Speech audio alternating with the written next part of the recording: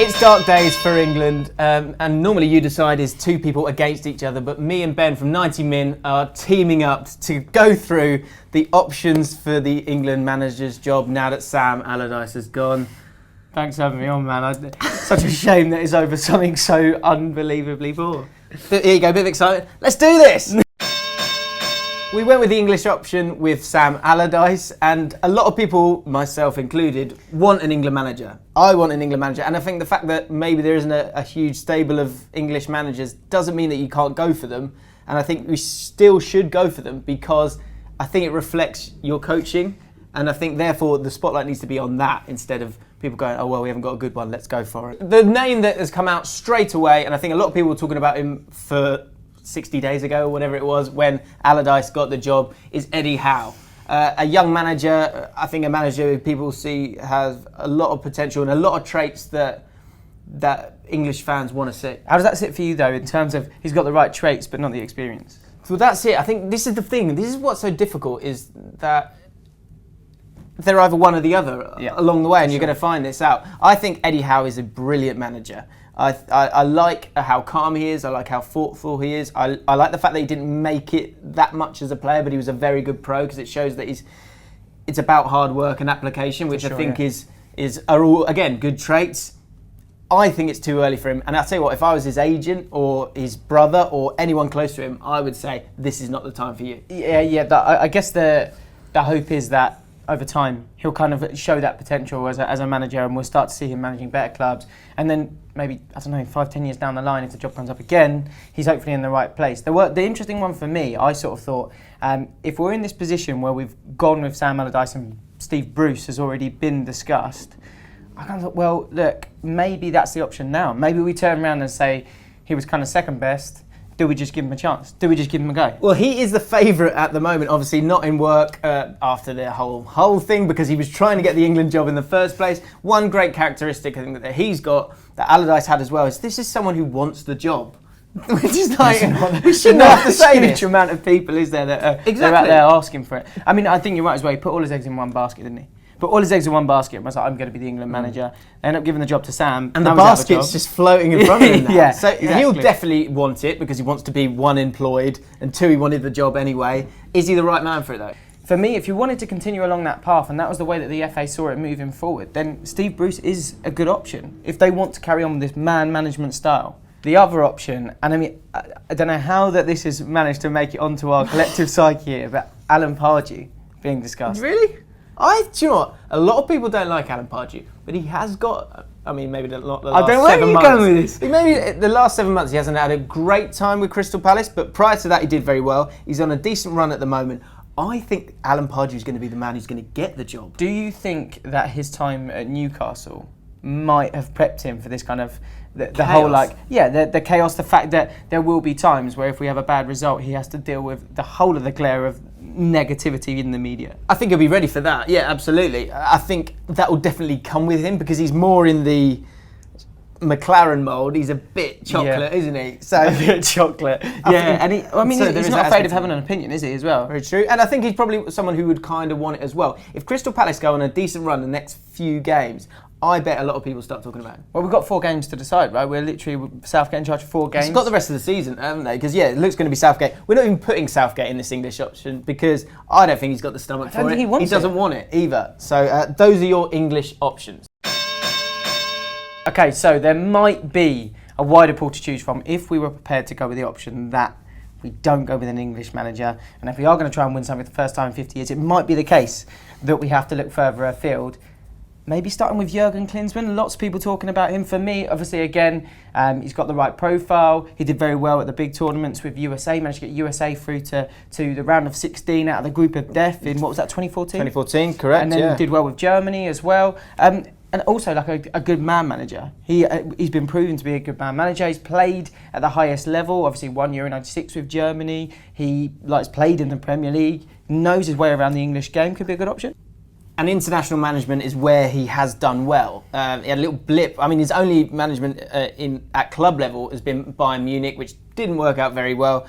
Like you said, with Germany, 2006, with a young group of players, which is what England have still over the next 4 or 5 years, they're still going to have quite a young squad. The one thing I'm not sure about Jurgen Klinsmann is tactically, I think he's quite chaotic. There's been a lot of stuff in the press over in the USA that he was supposed to kind of create this blueprint for USA football because they don't have the best players in the world. So if that's the case, then you need someone who knows what they're doing tactically, a bit like we were supposed to do with Allardyce. But and if he's not doing that there, that's also something that, let's remember, Roy Hodgson failed because he didn't really have a plan B, or it felt like he didn't have a plan B, and we were tactically naive. So do we really want someone who's just a good man manager? Does that matter as much at international level though? I mean, you're putting people in a tournament environment and you're putting them in under the sort of pressure of intense games, 5-6 games potentially in a 2-3 week period. I'm not sure that even matters anyway. I mean, other options, Pellegrini? Pellegrini is another option. Obviously, he did do well at Man City, I know, but they've gone to the next level with Guardiola. I don't think Guardiola's really up for this job. So Pellegrini is possibly a good option. They're gonna, if you bring him in, he did very well at Villarreal. He won the league at Man City. People seem to forget that. I'm not sure he's probably got the stomach for it, and by that I mean the stomach for the press intrusion that you're going to get. But I think with Pellegrini you're safe in terms of not having an expose. I think 6 of the last 8 England managers have been sacked for things that have got nothing to do with football. And what does that tell you though about the kind of wider discussion in England about football? It's never to do with the football, particularly around England. There's always something, isn't there? There's always something else. And I think Pellegrini from that point of view is probably would be a safe option, but I think a boring option. I think people are at that point where they don't want to see that. I think one that could be a real kind of, well, it's not really an outshot shot actually, but maybe something out of left field. Arsene Wenger. Arsenal fans they're out for blood. They've had enough of Wenger. The kind of Wenger in crowd is really slowing down. There's a lot more voices, a lot more. Despite recent results.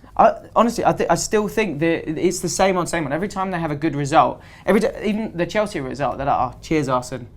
Thanks very much, on you go." But I actually think that in this situation, this is perfect for him. He is, as we've said about previous candidates, he is a man manager. He's notorious within the game. Everyone talks about it for not coming out and absolutely digging at his players. He won't publicly criticise his players. He keeps everything in-house, which I think is really important for the England team at the moment.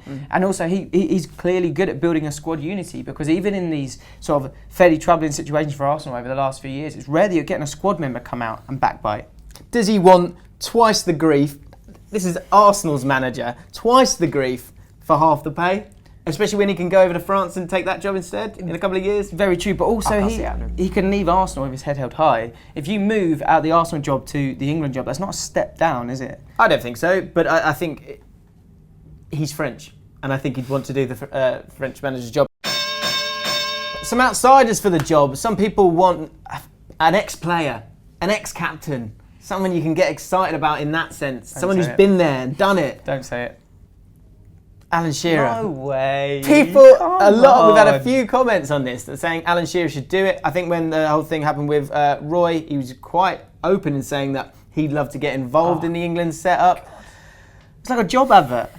Sitting on Match of the Day like a job, like just putting his CV out there. You know you need. Yeah, it was. And the big dog. Rio Ferdinand was sitting next to him as well, wasn't he? Saying that he wouldn't mind getting involved. For me, the one thing I'd say, I think he definitely has a ground that all of these amazing players for England, or amazing players full stop, need to be utilised. Yeah, that's fair. Sol Campbell, Paul Scholes, Rio Ferdinand, Shearer. Even it's Michael Owen as maybe like a strikers coach or something like that. I mean, it probably won't be the most exciting sessions, but these guys should be utilised. You see that in Dutch football. I know Dutch football's not doing the best at a national level at the moment, but you see those people come through, and that's something we should be doing. Because the moaning about coaches and there not being enough, it's because the FA aren't grabbing hold of them and saying, we want you. You want to tap into that wealth of knowledge, right? You've got guys that have played at the highest level, been there, seen it, done it, and we're not taking advantage of that. The problem for me with Alan Shearer is he's done it at the highest level as a player, but he hasn't been a manager. What did he have in charge of Newcastle? Was it 7, 8 games? Yeah, and I think it was 8 games, obviously took them down. That's always difficult when you come into a job like that, when you've got a sinking ship. What I would say about Shearer, which is disappointing, is go get another job. Go do it again.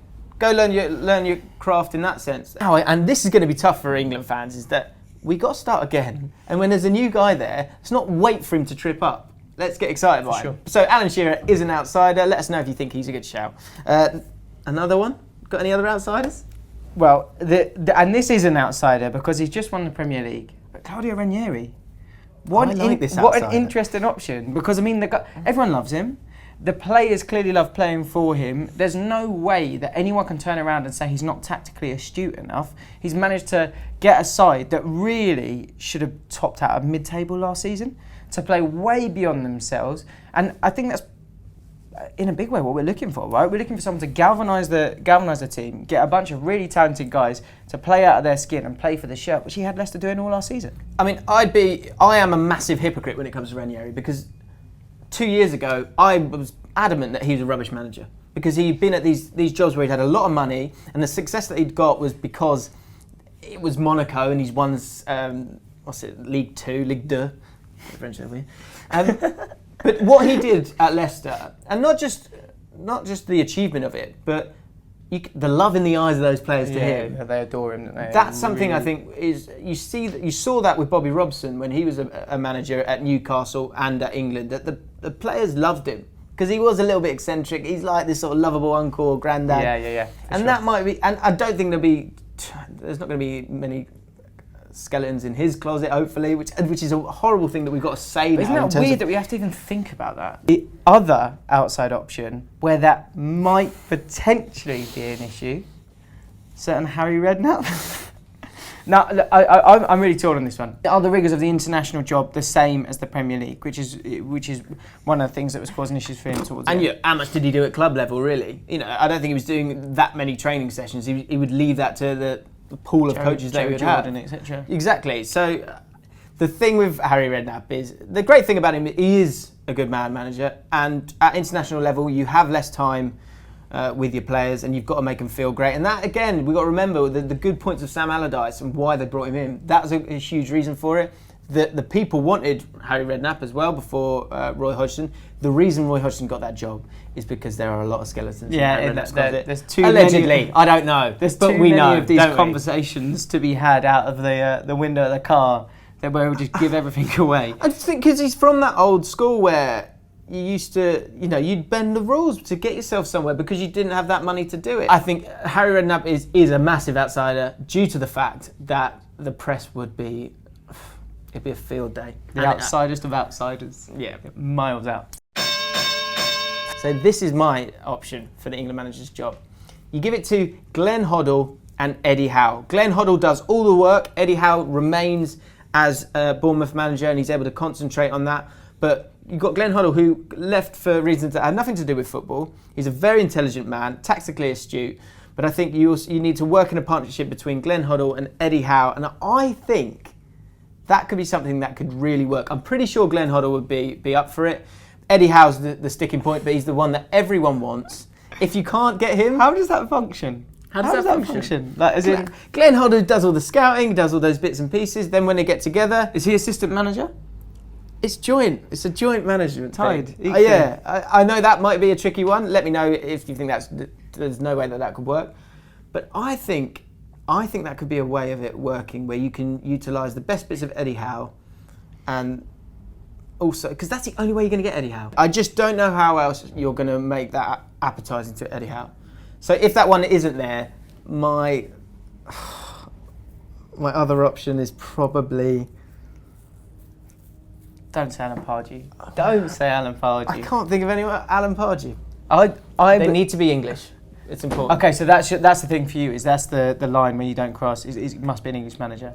Yeah, I think I know, and I understand all the arguments against it, but for me, I think you need an English manager, and I think that reflects on your coaching, which is just as important a part as the players on the pitch. For me, the option that would be the most interesting as a fan, and the option that I think would work the best, is if they could manage to turn Arsene Wenger's head. If they could manage to say that. Get him to that point where a lot will depend, obviously, on Arsenal's season. Give Gareth Southgate the job till the end of the season. Because you're going to get through that group. We should absolutely. Well, in theory. And then if he was to be semi-available at the end of the season, do you reckon they could turn his head? Possibly. And do you know what, if it goes horribly wrong, that's also another great option for England because I think most Arsenal fans would say either way this is probably the last year for him. Even if you're massively pro Wenger, you're probably looking like, okay, change of the guard, time to move on. And therefore, I think if we had to have a foreign option, I think Arsene Wenger's a great choice. So that's all the options we can think of for the next England manager. We now want you guys to decide. Use the poll cards and vote right now. If you enjoyed this video, then give it a like, subscribe to the Ball Street channel, and check out the other You Decide videos. Tiny versus Giant 11. I think is fan of that one. It's a great one, so check that one out. And also check out Ben at 90 Min. They've got some great stuff there. Come join us over at 90 Min. Loads of great content going on at the moment, so come give us a try. We'll put a link in the description, and we'll see you next week.